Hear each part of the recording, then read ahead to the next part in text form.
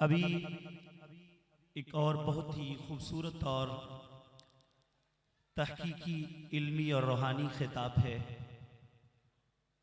और उन्वान भी खुलफाए राशिदीन के जो फ़ैसले हैं उनके हवाले से बड़ा खूबसूरत उन्वान है।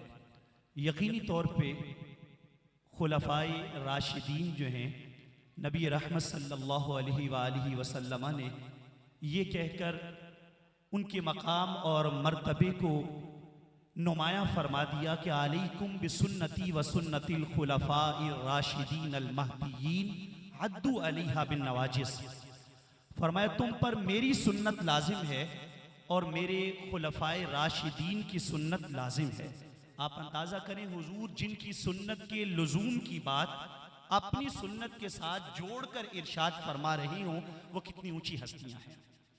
तो मैं इसी पे इक्तिफा करूँगा और मुल्तमिस हूँ अजीम मुबल्लिग इस्लाम, अजीम आलिम हज़रत अल्लामा प्रोफेसर बशारत सिद्दीक़ हज़ारवी साहब की खिदमत में मुल्तमिस हूँ आप तशरीफ़ लाएँ और अपने नौरानी और विजदानी खिताब से हाज़रीन महफिल को फैज़याब फरमाएँ। मोहब्बत से नारा लगाइए, नारा तकबीर, नारा रिसालत, नारा रिसालत, नारा तहकीक, नारा हैदर।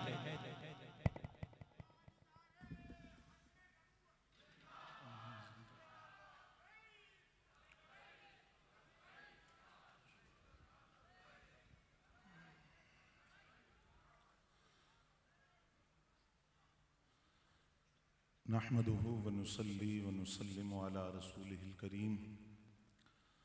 अम्मा बादु फ़अऊज़ु बिल्लाहि मिनश शैतानिर रजीम। बिस्मिल्लाहिर रहमानिर रहीम। क़ाल अल्लाहु तबारक व तआला फ़िल कलामिल मजीद वल फ़ुरक़ानिल हमीद। व इज़ा हकमतुम बैनन नासि अन तहकुमू बिल अदल।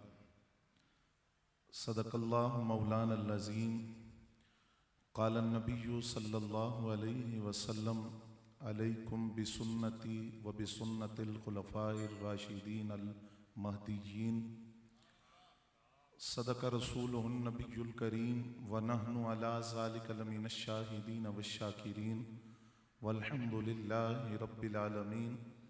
अस्सलातु वस्सलामु अलैका या रसूलल्लाह व अला आलिका व अस्हाबिका या हबीबल्लाह। अस्सलातु वस्सलामु अलैका या रसूलल्लाह व अला आलिका व अस्हाबिका या हबीबल्लाह। अस्सलातु वस्सलामु अलैका या रसूलल्लाह व अला आलिका व अस्हाबिका या हबीबल्लाह। सिद्दीक अक्से हुस्नो कमाले मोहम्मद अस्त, फारूक ज़िल्ले जाहो जलाले मोहम्मद अस्त, उस्मान ज़ियाए शम्मे जमाले मोहम्मद अस्त, हैदर बहारे बाग़े खिसाले मोहम्मद अस्त। इस्लाम माँ इताअते खुलफ़ाए राशिदीन, ईमान माँ महब्बत आले मोहम्मद अस्त। हम्दो सना के बाद इंतहाई वाजिबुल एहतराम काबिल सद एहतराम बुज़ुर्गों और दोस्तों, बिलखुसूस स्टेज पर तशरीफ़ फरमा सादात किराम और पंडाल में मौजूद अकीदे की गैरत सिखाने वाले इस मर्द कलंदर से, अकीदे की गैरत सीखने वाले अकीदे के गैरतमंद मुरीदों, मेरी और आपकी खुशबख्ती के हुजूर शाह लासानी के दरबार पर आज इस उर्स मुक़द्दस की तकरीब में मैं और आप शिरकत की सादत हासिल कर रहे हैं। मेरी जो गुफ्तगू है वो गुज़श्ता से पैवस्ता है। मुझसे कबल क़िबला शाह साहब ने जो गुफ्तगू फरमाई है, यही बात इसको थोड़ा आगे बढ़ाना है। खुलफ़ाए राशिदीन और उनके फ़ैसले, इस हवाले से चंद मारूज़ात आप हज़रात की खिदमत में अर्ज़ करना है। अल्लाह रब्बुल इज़्ज़त ने मखलूक को पैदा फरमाया तो मखलूक में से सबसे ज़्यादा अल्लाह ने अपने लिए जिस दिल को पसंद किया वो आका करीम सल्लल्लाहु अलैहि वसल्लम का क़ल्ब अतहर था। और नबी अलैहिस्सलाम की माइयत और रफ़ाकत और संगत और यारानी के लिए रब ने जिन दिलों को चुना वो सहाबा किराम रिदवानुल्लाहि ताला अलैहिम अजमईन के दिल थे। और आका करीम सल्लल्लाहु अलैहि वसल्लम ने इरशाद फरमाया, इन्नल्लाह अख्तारनी वख्तार अली अस्हाबी, अल्लाह ने अपने लिए मुझे चुना और मेरे लिए मेरे सहाबा को चुना। और फिर इरशाद फरमाया कि अंबिया और रसूल के अलावा सारी उम्मतों पर अल्लाह ने जिसको फजीलत दी है वो सहाबा किराम रिदवानुल्लाह ताला अलैहिम अजमईन है। आप हज़रात अगर तवज्जो फरमाएं तो मैं फिर अर्ज करता हूं, सिर्फ उम्मत मुस्लिमा और उम्मत मोहम्मदिया नहीं, सारी उम्मतों पर अंबिया और रसूल के अलावा सारी उम्मत पर जिसको फजीलत दी गई वो सहाबा किराम है। और हुजूर फरमाते हैं उनमें से अल्लाह ने 4 को मेरे लिए खास किया है। वो 4 कौन है? वही जिनके बारे में कल क़यामत के दिन पहले ऐलान होगा कि साहबे मोहम्मद करीब आ जाएं। जब असहाबे रसूल आगे बढ़ेंगे तो फिर सवाल होगा, अबू बकर कहाँ हैं, उमर कहाँ हैं, उस्मान कहाँ हैं और अली कहाँ हैं। तो ये खुलफाए राशिदीन ये अल्लाह का इंतखाब है, अल्लाह ने चुना, अल्लाह ने मुंतखब किया। जब रब ने चुना तो रब ही जानता है इनके ज़ुहद व तकवा का, इनकी इबादत का, इनके इश्क का, इनकी वफा का, इनकी मोहब्बतों का, इनकी सदाकत का, और फिर इनकी अदालत का क्या आलम होगा ये रब जानता है, ये उसका रसूल जानता है। तारीख़ इस्लाम के पहले काजी नबी अलैहिस्सलाम की ज़ात गिरामी है। और आका करीम सल्लल्लाहु अलैहि वसल्लम के विसाले ज़हरी के बाद जो खिलाफत राशिदा का सिलसिला शुरू हुआ तो खलीफतुर रसूल बिला फसल अफजलुल बशर बादल अंबिया, चंद बेवकूफ ना माने तो उनकी मर्जी है, पूरी उम्मत का इस पर इजमा है। अफजलुल बशर बादल अंबिया खलीफतुर रसूल बिला फसल हजरत सैयदना सिद्दीक़ अकबर रज़ियल्लाहु तआला अन्हु जो वाकिफ़ इसरार नबूवत भी हैं, राजदार राज़े रिसालत भी हैं, यारे गार भी हैं, यारे मज़ार भी हैं।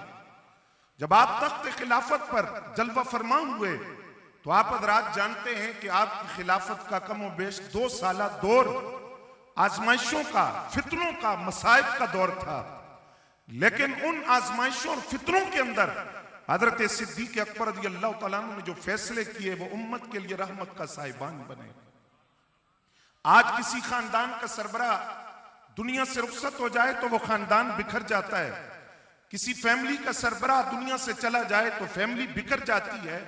तदब्बुर है हजरत सिद्दीक़ अकबर रज़ियल्लाहु तआला अन्हु का, पूरी उम्मत को जोड़ कर रखा हजरत सिद्दीक़ अकबर रज़ियल्लाहु तआला। आप जब तख्त खिलाफत पर बैठे तो उस वक्त सबसे पहला, बल्कि उससे पहले नबी अलैहिस्सलाम की तदफीन का मसला था कि आका करीम सल्लल्लाहु अलैहि वसल्लम की तदफीन कहां हो। बाद ने कहा क्योंकि जाए विलादत मक्कातुल मुकर्रमा है, नबी अलैहिस्सलाम की तदफीन मक्कातुल मुकर्रमा में हो। बाद ने कहा कि मस्जिद अक्सा किबला अव्वल, अल्लाह उसको यहूदी बदमाशों से नजात अता फरमाए। तो वहां चूंकि बहुत से अंबिया की कुबूर हैं तो वहां आका करीम की तदफीन हो। हजरत सिद्दीक़ अकबर रज़ियल्लाहु तआला अन्हु थे जिन्होंने इस मसले को हल किया और फैसला किया कि मैंने नबी अलैहिस्सलाम से सुना है, आका करीम सल्लल्लाहु अलैहि वसल्लम ने फरमाया जहां नबी का विसाल होता है वहीं उसकी कब्र बनती है। यह पहला मसला था जिसको आपने हल किया। फिर वरासत का मसला, तो इसका फैसला भी हजरत सिद्दीक़ अकबर रज़ियल्लाहु तआला अन्हु ने दिया।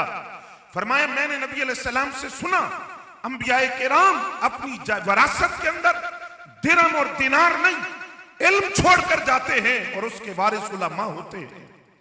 इसके बाद दौरे खिलाफत का आगाज हुआ तो सबसे बड़ा मसला जो आपके सामने था वो लश्कर उसामा की रवानगी थी। वो लश्कर जिसको हजरत सिद्दीक़ अकबर रज़ियल्लाहु तआला अन्हु के सामने वो लश्कर मौजूद था, और ये वही लश्कर था जिसको नबी अलैहिस्सलाम ने अपनी विसाले ज़ाहरी से चंद दिन पहले शाम की तरफ रवाना किया था।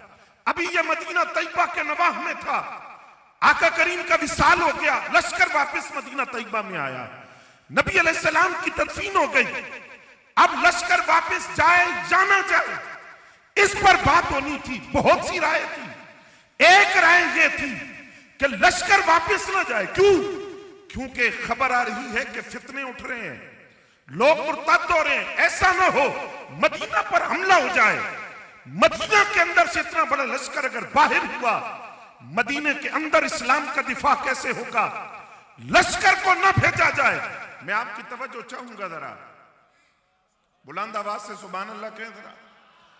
दाएं बाएं ना देखें। मैं हजरत पीर साहब की इस फरासत को भी सलाम पेश करता हूं जो मौजूआत का इंतखाब है वो वक्त की जरूरत है और बड़े अहम मौजू हैं। आप तवज्जो मेरी तरफ रखें। लश्कर उसामा की रवानगी, बाद में कहा कि ना भेजें इस लश्कर को, इसको मदीना के अंदर रखें। लफ्ज सुनिए हजरत सिद्दीक अकबर रज़ियल्लाहु तआला अन्हु को। दो जुमले आपने फरमाए। पहला जुमला फरमाया अगर अबू बकर के वजूद को दरिंदे उचक कर ले जाएं तब भी यह लश्कर जाएगा। दूसरी बात फरमाया अगर सारे साथ छोड़ जाएं, मैं तन्हा और अकेला रह जाऊं तो मैं उस लश्कर को रवाना करूंगा जिसको मेरे नबी ने जारी फरमाया था। मैं उसको रोक नहीं सकता। ले लश्कर उसामा रवाना हुआ और ये फैसला आपका कितना तदब्बुर का, फरासत का, जहानत का, फतानत का फैसला था। ये लश्कर जब मदीना तैयबा से निकला, उन इलाकों से गुजरा जहां लोग मुर्तद होना चाहते थे, विसाले रसूल के बाद दीन छोड़ने की तैयारी कर रहे थे। उन्होंने लश्कर उसामा को देखा तो लश्कर उसामा को देखकर पता है उन्होंने क्या कहा? उन्होंने कहा अगर सिद्दीक अकबर के लिए मदीना से बाहर भेजने के लिए इतना बड़ा लश्कर मौजूद है तो खुदा जानता है अबू बकर के पास मदीने के अंदर कितनी कुव्वत मौजूद होगी। अब ये लश्कर जिन इलाकों से गुजरा वह इस्लाम का रोग दबदबा ऐबत वकार का सिक्का बैठा और शाम की तरफ गया और फतह याब होकर वापस लौटा तो उस वक्त सहाबा किराम ने हजरत सिद्दीक अकबर की फरासत को सलाम पेश किया कि जो बात हम नहीं देख रहे थे वो सिद्दीक अकबर देख रहे थे। ये हजरत सैयदना सिद्दीक अकबर रज़ियल्लाहु तआला अन्हु हजरत गिरामी कदर, जिनकी फरासत, जिनका तदब्बुर, जिनकी जहानत। दूसरा मसला, और यहां उलमा ने लिखा फैसला कैसे होता था। मुकदमा आता तो कुरान और सुन्नत से पहले देखा जाता। अगर उसकी नजीर न मिलती, मिसाल न मिलती, आप वो मसला लोगों के सामने रखते, अपनी राय दो। ये मसला आया है, कुरान और सुन्नत में इसकी नजीर नहीं है। राय आती तो उसको भी कुरान और सुन्नत पे परखा जाता, परख कर फैसला किया जाता। यह हजरत सैयदना सिद्दीक अकबर रज़ियल्लाहु तआला अन्हु का निज़ाम अदल था और आपके फैसलों का अंदाज था। दूसरा बड़ा मसला जो आपके सामने था, किबला शाह जी ने इशारा किया, मुसलमा कज़्ज़ाब और उसके पैरोकार थे। मैं आपकी थोड़ी तवज्जो चाहूंगा, हालात क्या थे, वो मंजर क्या था। सहाबा को एक तरफ विसाले रसूल का गम भी है, दूसरी तरफ कुछ लोग वो हैं जो हम कहते हैं ज़कात नहीं देंगे, तीसरी तरफ मुर्तदीन का फितना है। इन सारे फितनों के अंदर हजरत सिद्दीक अकबर रज़ियल्लाहु तआला अन्हु ने ऐलान किया मुसलमा कज़्ज़ाब के खिलाफ लश्कर जाएगा, लश्कर जाएगा और वहां मुकाबला करेगा और अकीदा खत्म नबूवत के मुनकरीन को जड़ से उखाड़ कर ये लश्कर फेंकेगा, ये लश्कर जाएगा। हालात क्या हैं कि उस वक्त सहाबा पर गम की कैफियत है, मानीन ज़कात का मसला है, मुर्तदीन का मसला है। और जो ऐलान हजरत सिद्दीक अकबर रज़ियल्लाहु तआला अन्हु ने किया वो भी सुनिए। आपने फरमाया मदीना तैयबा के अंदर मुझे कोई मर्द नजर ना आए, उहद वालों तुम भी निकलो। हालांकि बदरी सहाबा के बारे में फैसला हो चुका था कि बदरी सहाबा को अब इसके बाद किसी मुहिम में नहीं भेजा जाएगा। हजरत सिद्दीक अकबर ने ऐलान किया बदरी सहाबा भी निकलो, बदर वाले जो तबर्रु के उम्मत के लिए वो भी निकले, उहद वाले भी निकले। औरतें जाना चाहें तो इजाजत है। ये लश्कर हजरत सिद्दीक अकबर ने भेजा था। जिस तरह हर मामले के अंदर पहला नंबर सिद्दीक अकबर का है, खत्म नबूवत के दिफा के अंदर पहला मुहाफिज अकीदा खत्म नबूवत का, उसे सिद्दीक अकबर रज़ियल्लाहु तआला अन्हु कहा जाता है। और हजरत सिद्दीक अकबर रज़ियल्लाहु तआला अन्हु का एक फैसला तो ऐसा है जिसके बारे में आप फरमाते हैं रब ने मुझसे पूछा ना क्या लाया तो मैं अपना ये फैसला पेश करूंगा। सुनियो, सुनोगे, थोड़ी तवज्जो कोई नहीं लग रही। मैंने अपना वो फैसला पेश करूंगा। कौन सा फैसला? हजरत सिद्दीक अकबर रज़ियल्लाहु तआला अन्हु दुनिया से पर्दा फरमा रहे हैं। आपने सहाबा को जमा किया, फरमाया ये तहरीर खिलाफत है, मेरे बाद खिलाफत का हकदार कौन है? मैंने तुम्हारे मशवरे से इसमें नाम लिख दिया है, तुम सारे इस पे राजी हो? जिसका नाम मैंने लिखा है तुम इस पर राजी हो? हर एक ने कहा हम राजी राजी हैं हम। जिसका नाम आपने लिखा, आप सिद्दीक हैं, जो लिख दिया हम उस पर राजी हैं। एक आवाज उस मजमे से यह भी आई कि मैं पहले खोल के देखूंगा नाम किसका है। मैं तब राजी हूं जब मैं खोलकर नाम देखूंगा। अगर नाम उमर का हुआ तो तब मैं राजी हूंगा। पता है वो आवाज किसकी थी? वो हैदर कर्रार मौला अली की आवाज थी।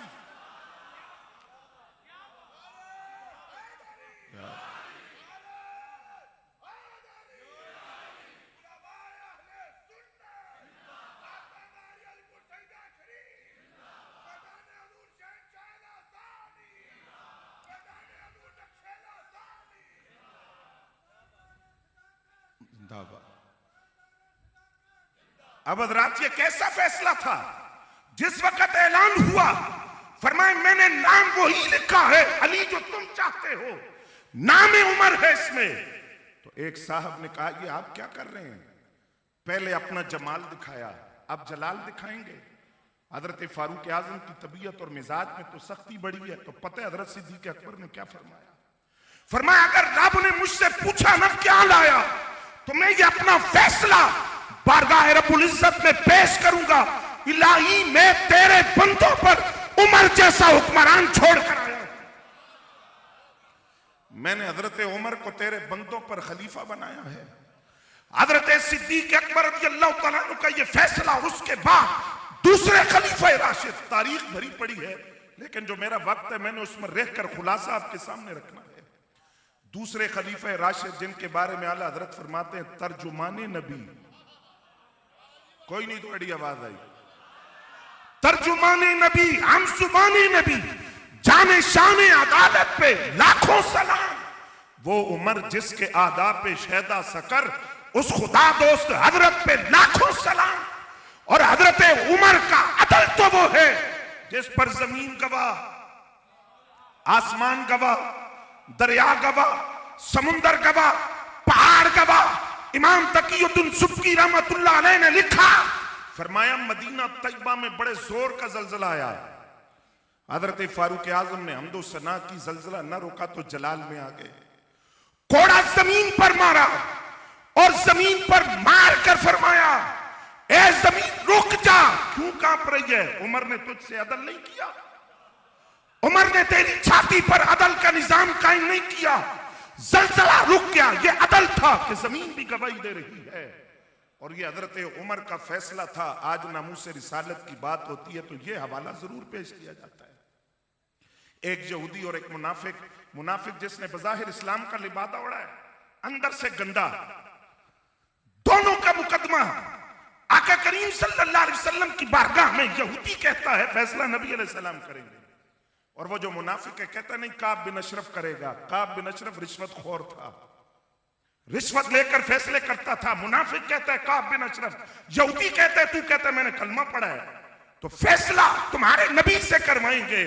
बारगाह रसूल में मुकदमा आया, शवाहिद यहूदी की तरफ थे, नबी अलैहिस्सलाम ने यहूदी के हक में फैसला दिया। यहां से दोनों उठे, सीधा हजरत फारूक आजम रज़ियल्लाहु तआला अन्हु के पास। उस यहूदी ने कहा सुनोगे?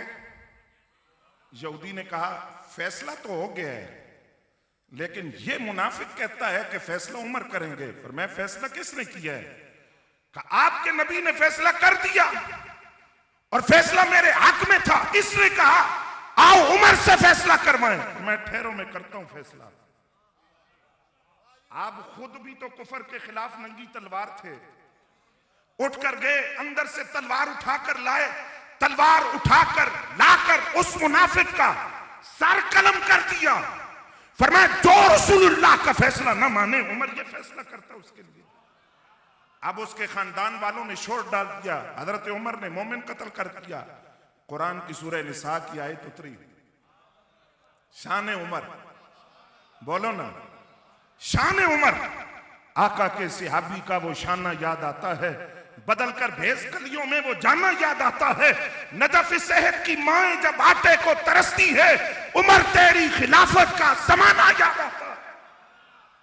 तलवार उठाई, उसका सर कलम कर दिया। फरमाया ये फैसला है जो रसूलुल्लाह के फैसले को न माने तो लोगों ने शोर डाला, उमर ने मोमिन को कत्ल कर दिया। एक मोमिन की जान ले ली है। उसी वक्त कुरान की आयत उतरी और कुरान ने कहा मोमिन होता ही वो है जो रसूलुल्लाह का फैसला माने। उमर ने मोमिन को कत्ल नहीं किया, ये मुनाफिक था, मुनाफिक। जब बात नबी अलैहिस्सलाम की बारगाह में पहुंची तो आपने हजरत फारूक आजम रदी अल्लाह तआला अन्हु को बुलाया, सूरत हाल पूछी तो आपने जवाब दिया हुजूर मोमिन नहीं था, मुनाफिक था। फरमाया उमर तुमने ठीक किया। और उसी दिन बाद मुफस्सिरीन ने लिखा, उसी दिन हजरत फारूक आजम फरमाते जब मैंने एक मुनाफिक को गुस्ताख रसूल का सार उतारा तो उसी दिन सरकार ने सम्मानी यौमइज़िन अल फारूक फर्रकल्लाहु बैनल हक़्क़ि वल बातिल, उस दिन नबी अलैहिस्सलाम ने मेरा नाम रखा। फरमाया तू फारूक है, तेरे जरिए अल्लाह ने हक और बातिल के दरमियान फर्क कर दिया। हाँ हाँ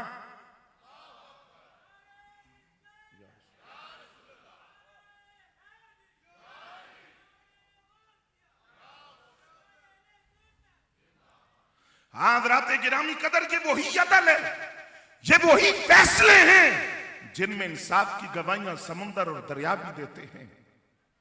एक लश्कर हजरत साद बिन नबी वकास रदी अल्लाह तआला अन्हु की सरपरस्ती में मदाइन की तरफ भेजा गया। सुन रहे हो? चाह सारी कोई ना बात जो सहाबा की है, मदाइन की तरफ भेजा और क़यादत कर रहे हजरत खालिद बिन वलीद रदी अल्लाह तआला अन्हु। अब जिस बस्ती की तरफ लश्कर भेजा गया, रास्ते में दरियाए दजला है और कश्तियों के जरिए ही पार होता है। अब कश्तियां वो पहले ही ले गए, मुसलमानों का लश्कर आ रहा है, कश्तियां ले गए, बस्ती में छुपा दी कि दरिया पार न कर सके। जिस वक्त मुसलमानों का लश्कर पहुंचा और दरिया के किनारे खड़ा हुआ, हजरत खालिद बिन वलीद भी हैं और साद बिन नबी वकास भी हैं, दोनों खड़े हैं और इस बात पर गौर व फिक्र हो रहा है कि दरिया कैसे पार करना है। कश्तियां तो नहीं है, कश्तियां तो वो ले गए, दरिया है, दरियाए दजला कैसे पार करना है। हजरत साद बिन नबी वकास का जुमला सुनिए, फरमाया खालिद आज ही तो वक्त है बताने का, हमने कलमा किसका पढ़ा है और हमारा हुक्मरान कौन है। ये दौरे फारूकी है और हजरत फारूक आजम रजी अल्लाह तआला अन्हु का निजाम हुकूमत है। अब कश्तियां नहीं है, कैसे बताएंगे। तो हजरत साद बिन नबी वकास का जुमला सुनिए, फरमाया या बहरो, किससे बात कर रहे हैं। मिर्जा कहते हैं बाबे ते शय कोई नहीं, तू पढ़ी नहीं तारीख इस्लाम दी। या बहरो इन्नका तजरी भी अम्रिल्लाह, ए दरिया में जानता हूं तो अल्लाह के हुक्म से जारी होता है। फबि हुर्मत मुस्तफा वबि अदल उमरा खलीफत रसूलिल्लाह, तुझे आज रसूलुल्लाह की इज्जत का वास्ता है, उमर की अदालत का वास्ता है, हमारा रास्ता छोड़ दे। इतनी बात कही हजरत साद बिन नबी वकास रजी अल्लाह तआला अन्हु हजरत खालिद बिन वलीद ने खुशकी के रास्ते नहीं बने जिस तरह कौम मूसा के लिए बने थे। तो हजरत खालिद बिन वलीद हजारों का लश्कर मदाइन की तरफ जा रहा है, फरमाया अपनी सवारियां डालो दरिया में, सामान लदा हुआ, सवारियां डालो दरिया के अंदर, दरिया दजला के अंदर।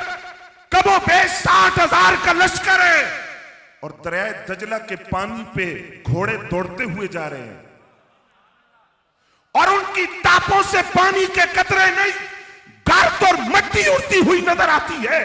यही मंजर था जहां इकबाल ने कहा दस्तो दस्त दरिया भी न छोड़े, हमने बाहरे जुल्मात में दौड़ा दिए घोड़े। यही मंजर था।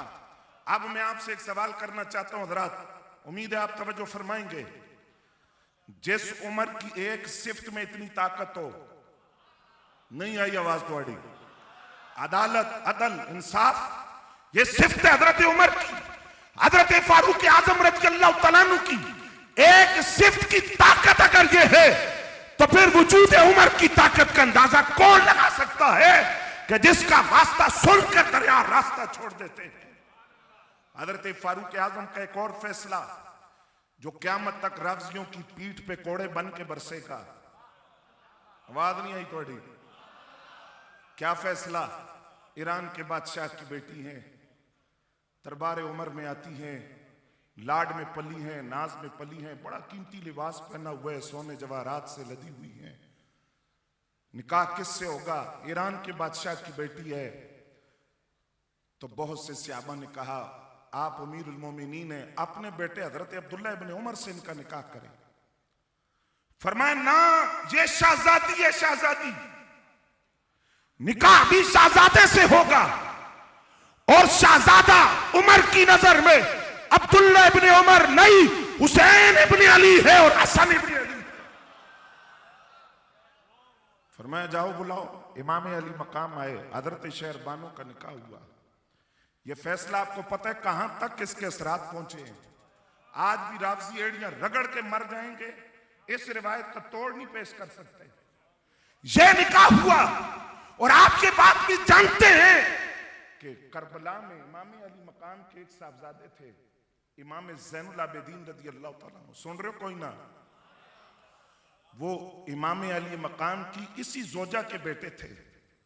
सुन रहे हैं आप? मसला समझाना है, उम्मीद है आप समझेंगे। इमाम अली मकाम की जोजा हजरत शहर बानो, जिनका निकाह हजरत फारूक आजम के फैसले के नतीजे में इमाम अली मकाम से हुआ, उनके बेटे इमाम ज़ैनुल आबिदीन, उनके बेटे इमाम मोहम्मद बाकिर, उनके बेटे इमाम जाफर सादिक, उनके बेटे इमाम मूसा कासिम, उनके बेटे इमाम अली रजा, उनके बेटे इमाम मोहम्मद तकी, उनके बेटे इमाम अली नकी, उनके बेटे इमाम हसन अस्करी। सुनियो, आज आले बैत का सच्चा मुहिब वो है जो हजरत उमर से प्यार करता हो। क्यों? जब भी आइमा आले बैत का जिक्र होगा, हजरत उमर की मोहब्बत की खुशबू जरूर आएगी। क्योंकि आइमा आले बैत का सिलसिला जिससे चला वो इमाम ज़ैनुल आबिदीन और वो बेटे हजरत शहर बानो के, वो आहलिया हजरत सैयदना इमाम अली मकाम इमाम हुसैन रज़ी अल्लाह तआला अन्हु की, और इमाम अली मकाम इमाम हुसैन रज़ी अल्लाह तआला अन्हु के साथ निकाह फारूक आज़म ने किया। आपकी तवज्जो तो दूसरी रिवायत भी साथ मिला दूं। ये फैसला किसका है? दोहरे दामादे पैगंबर, आवाज आए ना, पै करे शर्मो हया, जिनके बारे में आला हजरत फरमाते हैं नूर की सरकार से पाया दोशाला नूर का, ओ मुबारक तुमको जुन्नूरैन जोड़ा नूर का। वो हजरत उस्मान गनी रज़ी अल्लाह तआला अन्हु का फैसला साथ मिलाकर एक पैगाम आपको देने लगा हूं। वो क्या फैसला था? किसी ने आकर कहा उस्मान आपका दौरे खिलाफत है। उस्मान रज़ी अल्लाह तआला अन्हु, एक शख्स हजरत अब्बास बिन अब्दुल मुत्तलिब जो नबी अलैहिस्सलाम के चचा हैं, उनको गालियां बकता है। आपने फरमाया उसको बुला कर लाओ। वो आया तो आपने हुक्म दिया, फरमाया इसको कोड़े मारो। कोड़े तो पड़ गए। एक साहब ने एतराज किया, आपने कोड़े किस बुनियाद पर मारे? फरमाया तू जानता है कौन है? तुझे पता है कौन है? क्या तू नहीं जानता कि नबी अलैहिस्सलाम के चचा हैं? आज वही चचा हैं जिनसे सरकार ने फरमाया था आप मुझे कब से जानते? फरमाया तब से जब तू पंगूड़े में लेटा होता था और तेरी उंगली उठती थी तो चांद तेरे इशारों पे रक्स किया करता था, तब से जानता हूं। तो फरमाया तू नहीं जानता ये कौन है? हजरत अब्बास बिन अब्दुल मुत्तलिब। और तूने इनकी गुस्ताखी की, और जिसका एहतराम खुद आमिना के लाल करे कोई उसका एहतराम नहीं करेगा तो उस्मान कोड़े मारेगा। जो रसूलुल्लाह के खानदान से हो और आका करीम उनसे मोहब्बत करे, अकीदत और एहतराम का रिश्ता रखे, अगर कोई एहतराम नहीं करेगा तो उस्मान को उसके बारे में यही फैसला होगा। सुनियो तवज्जो है कोई ना? एक रिवायत हजरत शहर बानो वाली, दूसरी हजरत उस्मान गनी और हजरत अब्बास वाली, दोनों सुन लिया आपने। उन्हें गल करा सुनेंगे, पहले से ज्यादा तवज्जो रखेंगे, याद भी करेंगे, जहन के अंदर नक्श भी करेंगे, भूलेंगे तो नहीं। आज कोई बंदा तराजू हाथ में पकड़कर सहाबा की अजमतों को तोल कर कहे कि सहाबा और अहले बैत में बुग़्ज़ था तो वो झूठा, बोलो ना, झूठा है। इसी तरह वो बंदा जो अपने सीने में सहाबा का बुग़्ज़ पालकर अपनी सवारियों पर अहले बैत की मोहब्बत का लेबल लगाकर और भोले भाले सुन्नियों को सवारी में बिठाकर गामे शाह के रास्ते ईरान के बॉर्डर पे उतारने की कोशिश करे। सुन रहे हो कोई ना? अब अपनी सवारियों पर आले बैत की मोहब्बत का लेबल लगाकर गामे शाह के रास्ते ईरान के बॉर्डर पर उतारने की कोशिश करें, हम उसे कहते हैं तुम्हारा ये वार हम पे नहीं चलेगा।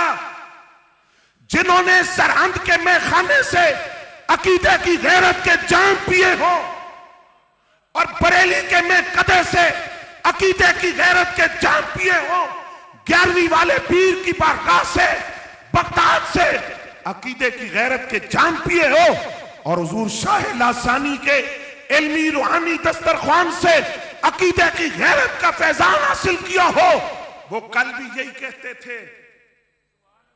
तो सब बोलना है नाल, आज भी यही कहते हैं, जियो सुन्नी, जियो सुन्नी, रहू सुन्नी, मरो सुन्नी, मैदान अशर में उठो सुन्नी। हम कल भी सुन्नी थे अल्हम्दुलिल्लाह, आज भी सुन्नी है, क़यामत तक सुन्नी रहेंगे। और सुन्नी हुजूर की किसी निस्बत का गुस्ताख नहीं हो सकता, किसी निस्बत का भुख सीने में नहीं पाल सकता। हजरत गिरामी कदर ये हजरत उस्मान गनी रज़ी अल्लाह तआला अन्हु का दौरे खिलाफत था, आप तक ये बात पहुंची, इस्लाम जूं जूं फैला, दायरा इस्लाम के अंदर लोग कसरत से दाखिल हुए, मुख्तलिफ इलाकों में इस्लाम का झंडा लहराया। तो सुनेंगे आपके बात, तो आपको इत्तला मिली, हजरत हुज़ैफा बिन अल-यमान रज़ी अल्लाह तआला अन्हु ने आपको इत्तला दी कि मैं मुख्तलिफ इलाकों में गया हूं, लोग अपने अपने लहजों में कुरान पढ़ रहे हैं, अपने अपने लहजों में। आप पंजाब की तरफ सफर शुरू करें, एक इलाके के बाद जुबान बदलती जाती है, लहजा बदलता है, अल्फाज का तलफ़्फ़ुज़ बदलता जाता है। शिकायत ये मिली कि वहां लोग लहजा बदल बदल कर कुरान की तिलावत करते हैं। अगर यही अंदाज रहा कि हर बंदा अपने लहजे में और अपने अंदाज से कुरान पढ़ेगा तो कुरान के एक लफ्ज के कई माना सामने आएंगे और इतना बड़ा फितना रूनुमा होगा। क्या किया जाए? तो वो कुरान मजीद जो दो गत्तों के दरमियान इकट्ठा किया था हजरत सिद्दीक अकबर रज़ी अल्लाह तआला अन्हु ने, आपके दौरे खिलाफत के अंदर जब जंगे यमामा के अंदर 1200 सहाबा शहीद हुए तो हजरत फारूक आजम रज़ी अल्लाह तआला अन्हु ने मशवरा दिया कि कुरान मजीद को जमा किया जाए, तदवीन की जाए कुरान मजीद की।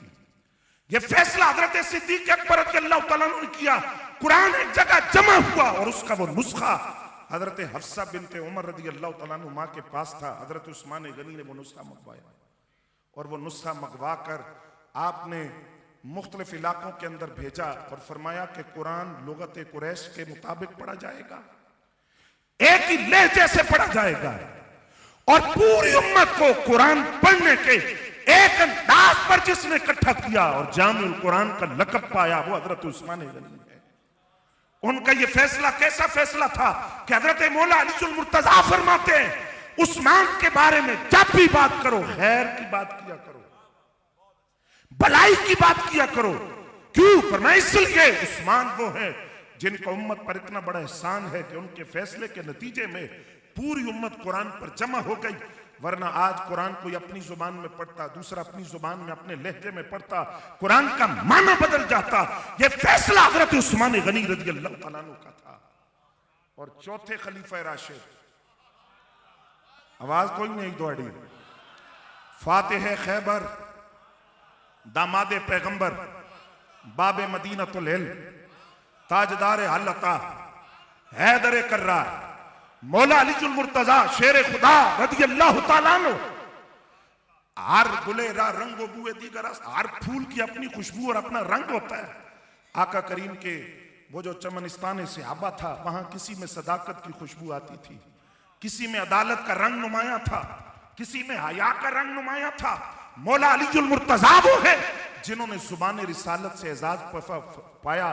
फरमाया मेरी उम्मत का सबसे बड़ा काजी अली मुर्तजा है, सबसे बड़े जज मौला अली है।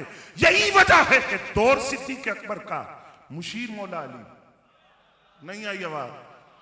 रोहमाउ बैना उनका अमली जलवा देखिए। दौर फारूक आजम का मुशीर मौला अली, दौर उस्मान गनी का मुशीर मौला अली, और ये मौला अली मुर्तजा जिनके बारे में खुद फारूक आजम रज़ी अल्लाह तआला अन्हु भी फरमाते हैं, अली जो नकदाना, अली हम में से सबसे बड़े कासी हैं।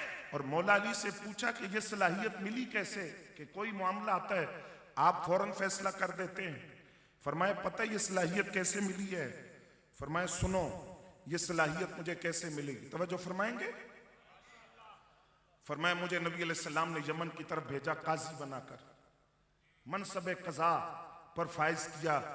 मैंने अर्ज किया हुजूर मैं तो कज़ा के मसाइल ही नहीं जानता, मैं फैसला कैसे करूंगा? नबी अलैहिस्सलाम ने फरमाया अली करीब आओ। मौला अली करीब आए। नबी अलैहिस्सलाम ने अपना दस्ते करम उनके सीने पर मारा और साथ दुआ भी दी। फरमाया इलाही अली को साबित कदमी अता फरमा, और अली को साबित कदमी भी अता फरमा, दीन पर इस्तिकामत अता फरमा। मौला अली फरमाते हैं कसम उस जात की जिसने दाने को फाड़ कर पौधा पैदा किया, उसके बाद जो भी मसला आया तो यूं हल हुआ। दुआ भी पाक नबी की फौरन हल किया, मुझे कोई मुश्किल पेश नहीं आई, जो भी मसला था मैं उसको फौरन हल कर देता। और मौला अली मुर्तजा शेर खुदा रज़ी अल्लाह तआला अन्हु का जो हर दौर के अंदर आप मनसब खिलाफत पर फाइज रहे, मनसब कज़ा पर मुशीर की हैसियत से आप मौजूद थे। हजरत फारूक आजम रज़ी अल्लाह तआला अन्हु का दौर है, बात बड़ी मोहब्बत वाली है तो समझने वाली है। काजी शुरैख की अदालत है, यही काजी शुरैख मौला अली की दौर में भी काजी थे। एक मसला आया, मसला लेकर हजरत फारूक आजम रज़ी अल्लाह तआला अन्हु जो वक्त के हुक्मरान है उनकी खिदमत में हाजिर हो। जनाब ये मसला हल नहीं हो रहा। फरमाया मसला बड़ा अजीब है, सहाबाए किराम को बुलाओ। सहाबाए किराम को बुलाया गया, मसला सामने रखा गया। सहाबाए किराम ने कहा हमारी जाए पनाह तो आप हैं, आप अमीरुल मोमिनीन हैं, आप फरमाएं आप क्या मशवरा देते हैं? फरमाया तुम्हारी जाए पनाह मैं हूं और मेरी जाए पनाह मौला अली है। अली को बुलाओ या हम सारे मिलकर मौला अली के पास चलते हैं। ये जुमले सुनिएगा, रिवायत के लफ्ज हैं, हम मौला अली के पास चलते हैं। किसी ने कहा हम ना जाएं, आप हुक्म फरमा दे मौला अली यहां तशरीफ लाएं, फैसला होगा। लफ्ज सुनिए हजरत फारूक आजम के। फरमाया अली इल्म का निशान है, ऐसे लोगों को बुलाया नहीं जाता, चल कर उनके पास जाया जाता है। काम तो हमारा है, हम खुद चल कर वहां जाएंगे, अली से वहां फैसला करवाएंगे। तलाश करो मौला अली कहां है। तलाश किया, मौला अली मुर्तजा रज़ी अल्लाह तआला अन्हु एक बाग में बैठे और कुरान पढ़ रहे हैं और ज़ारों की तार रो रहे हैं साथ। सारे सहाबा हाजिर हुए, अमीरुल मोमिनीन हजरत फारूक आजम रज़ी अल्लाह तआला अन्हु भी हैं। आपके सामने वो मसला रखा गया। मसला ये था कि एक आदमी की दो बीवियां हैं, दो औरतें हैं, एक ही रात में दोनों ने बच्चा जना, एक का बेटा हुआ एक की बेटी। अब दोनों कहती हैं कि बेटा मेरा है, मैंने बेटी पैदा नहीं की, बेटा मेरा है। अब दोनों दावा कर रही है बेटे का और एक ही वक्त दोनों ने बच्चा जना। मसला बड़ा अजीब है। हजरत फारूक आजम ने मौला अली से कहा हल करें इस मसले को। उन्होंने जमीन से तिनका उठाया, कहा खुदा की कसम अली पर इस मुकदमे का फैसला करना जमीन से तिनका उठाने से भी ज्यादा आसान है।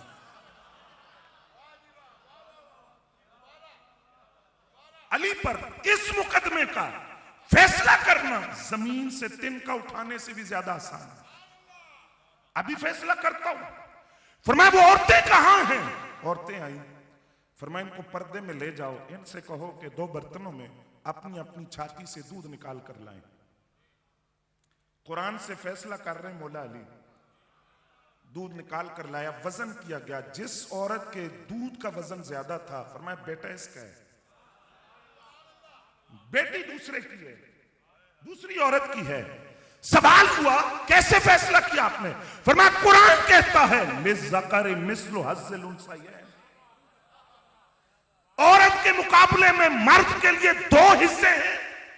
ये दो हिस्से विरासत में भी है, दियत के अंदर भी औरत की दियत मर्द के मुकाबले में निस्फ है, अकल के अंदर भी मर्द की अकल औरत से दुगनी है, शहादत में भी औरत की शहादत मर्द के मुकाबले में निस्फ है। तो रब ने यह कानून औरत की छाती में भी रखा है, जिसका बेटा हो उसकी मां की छाती में खुराक दुगनी होती है बेटी के मां के मुकाबले में। मैंने मसला कुरान से हल किया। तवज्जो है कोई ना?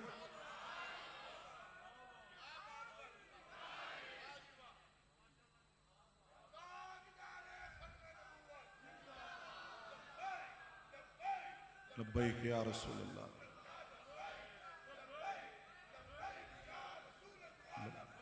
लब्बैक या रसूल अल्लाह या रसूल अल्लाह सल्लल्लाहु अलैहि वसल्लम। 5 से 7 मिनट है मेरे पास, मैं बात को समेटता हूँ।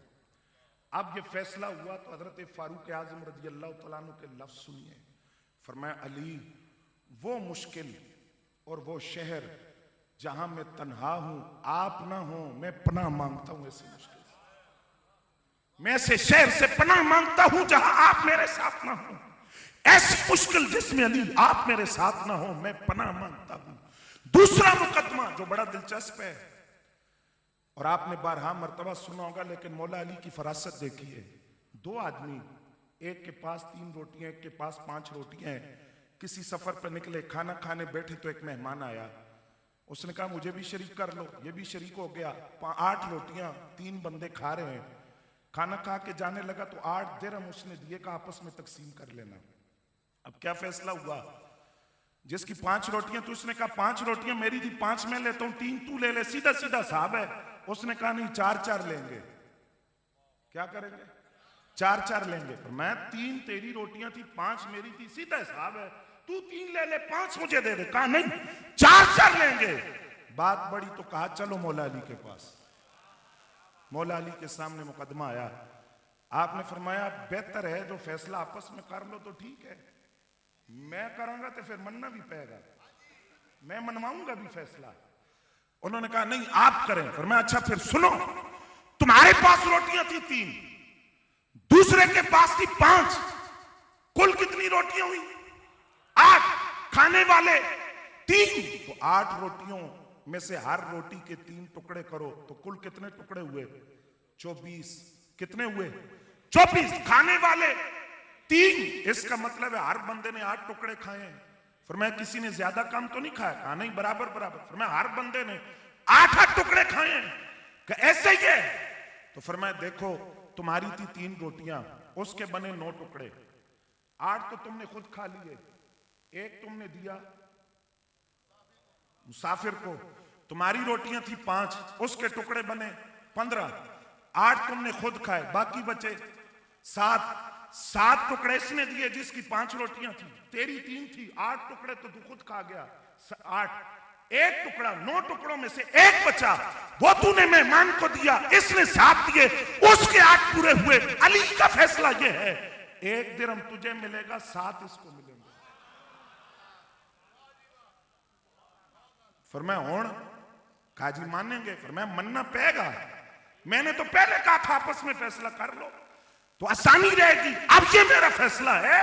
तो मौला अली बाबे मदीना तो इल्म थे, रियाजी के भी बड़े माहिर थे। और आखिरी बात हज़रात गिरामी कदर और पैगाम, वक्त जो है वो पूरा हो गया, इसी पर बात खत्म करता हूं। मौला अली का एक और फैसला जिसने क़यामत तक रावजियों की पीठों पे कोड़े लग लग के आपको सदाएं सुनाती देती रहेंगी चीखों की, लेकिन फैसला मौला अली कर देता। बोलो ना, बोले जरा सुभान अल्लाह। फैसला मुख्तसर, ज्यादा लंबी बात नहीं। विसाल हुआ सैयदा ज़हरा पाक रज़ी अल्लाह तआला अन्हा का, तय्यबा ताहिरा जाहिदा आबिदा साजिदा कानिता शाफिया मुकद्दसा मुअत्तरा मुतहहरा मुनव्वरा अफीफा सैयदा ज़हरा पाक दुनिया से रुखसत हुई। सुन रहे हो? जनाजे का वक्त हुआ, दौर हजरत सिद्दीक़ अकबर रज़ी अल्लाह तआला अन्हु का। मौला अली मौजूद हैं। हजरत सिद्दीक़ अकबर रज़ी अल्लाह तआला अन्हु ने फरमाया अली आपकी अहलियां हैं, जनाजा आप पढ़ाएं। मौला अली का फैसला सुनोगे? ये तो मैं गल मुकानी है, तुसें याद रखना है। ये रावजियों के मुंह पे अपना मुंह उनका और अपनी चपेड़, आप पढ़ाएं। मौला अली ने कहा अबू बकर मैं जरूर पढ़ाता, मेरी अहलियां हैं, जरूर पढ़ाता, अगर मैंने वो जुमला ना सुना होता। कौन सी बात? अगर मैंने वो बात ना सुनी होती, मैं सैयदा ज़हरा पाक सलामुल्लाह अलैहा का जनाजा जरूर पढ़ाता, अगर वो बात ना सुनी होती। कौन सी बात? फरमाया मेरे पाक नबी ने फरमाया था जिस कौम में अबू बकर मौजूद हो उस कौम में से किसी को हक नहीं पहुंचता, वो आगे बढ़कर मुसल्ला इमामत पर खड़े हो तो आका करीम ने फरमाया जिधर हक होता है उधर अली होते हैं, जिधर अली होते हैं उधर हक होता है। और अली हाथ बांध अबू बकर को इमाम बनाकर उनकी इक्तिदा में खड़े हैं। फमा अलैना